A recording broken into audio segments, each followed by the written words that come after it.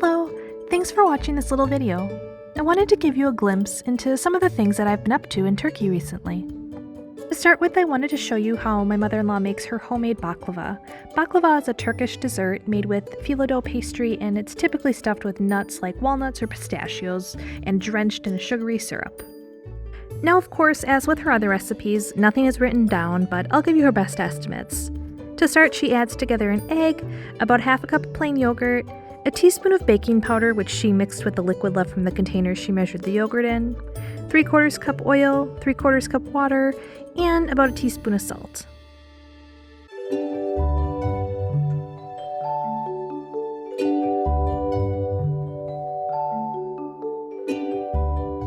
After mixing those together, she went on to add the flour, and to begin with, she used about 2 cups, but she added more as she went along. I'd say in total, she probably used about 4 to 5 cups.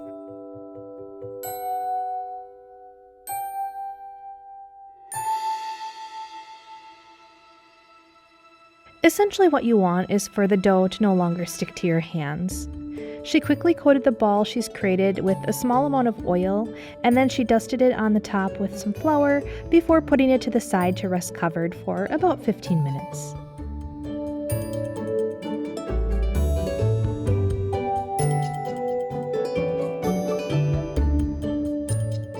After that, she divided the dough into 8 pieces to make rolling it out easier.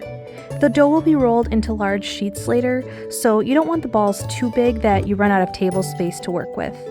Then she dusted the balls in flour to prevent them from sticking to each other, and covered them and let them sit again for about 30 minutes or so. Also, it was interesting to see that even in Turkey, this Tupperware mixing bowl was popular. I feel like every mom has one of these. Even my mom does, but hers are yellow.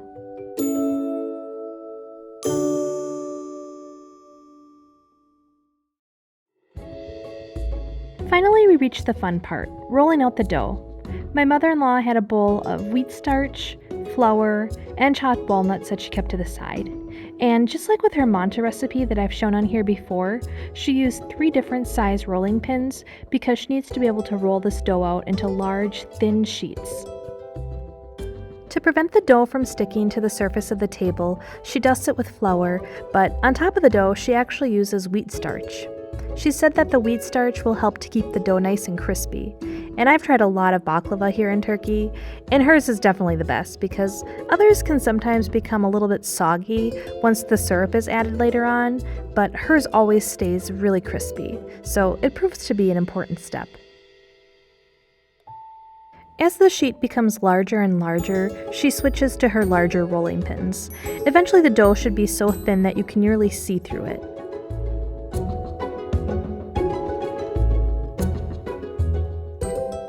After the dough is nice and thin, she cuts the sheet in half and sort of squishes together the dough so that lots of these little folds form.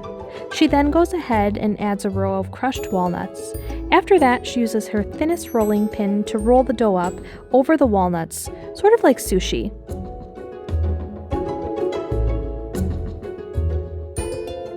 And then she pushes the dough together on both ends to create even more wrinkles, and then removes the rolling pin.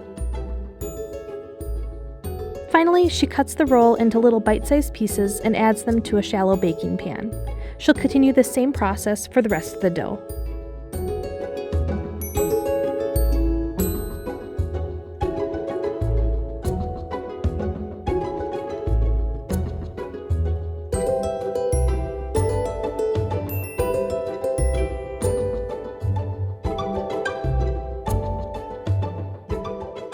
Once she's finished, she has 3 full pans of baklava.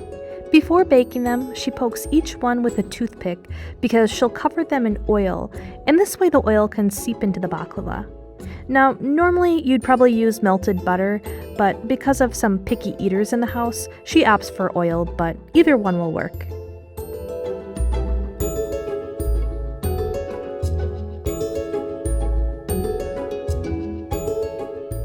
Then she bakes them in the oven at 350 degrees for roughly 30 to 45 minutes or until golden brown on top, and they should feel crispy to the touch. While the baklava cooled off, we headed over to the farmer's market.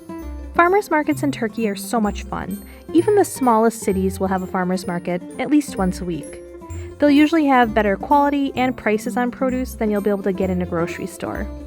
Now, of course, some farmers markets exist in the US, but it's just not the same as in Turkey. In the US, the prices were always ridiculous, in my opinion, especially where we lived in California and Washington, and honestly, it felt way too pretentious.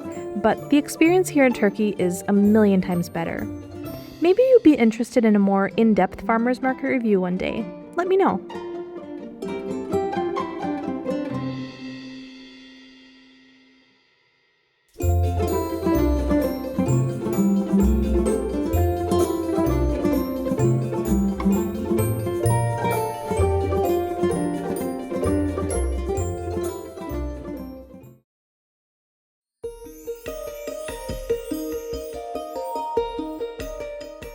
I also took Fig on a little walk to a horse racing track with this walking path, and they had horses tied up all over the property.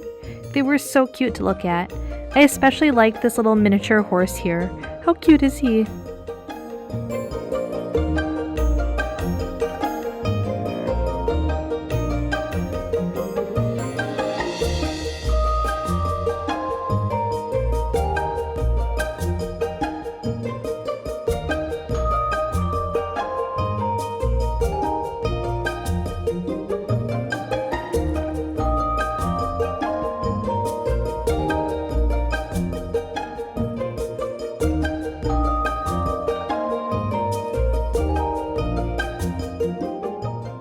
Fig enjoyed the walk and the fresh air, but it became quite apparent that she was not a fan of the horses. I think she got a little bit jealous because whenever I would go up to pet one, she would start to bark at it. What a naughty little thing.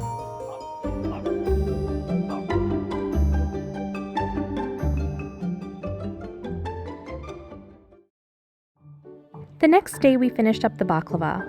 The final part is adding the sugary syrup mix to the top, and in Turkish I think they call it sherbet. And all you need for this is equal parts sugar and water in a saucepan. My mother-in-law used 4 cups each.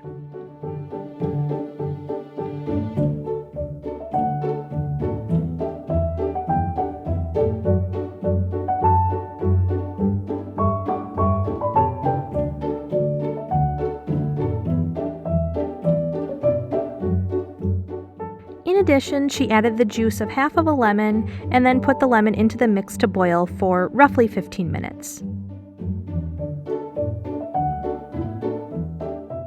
While the sherbet boiled away, I checked out the cute little kittens that were playing in the garden and the baby birds that had just hatched on their balcony.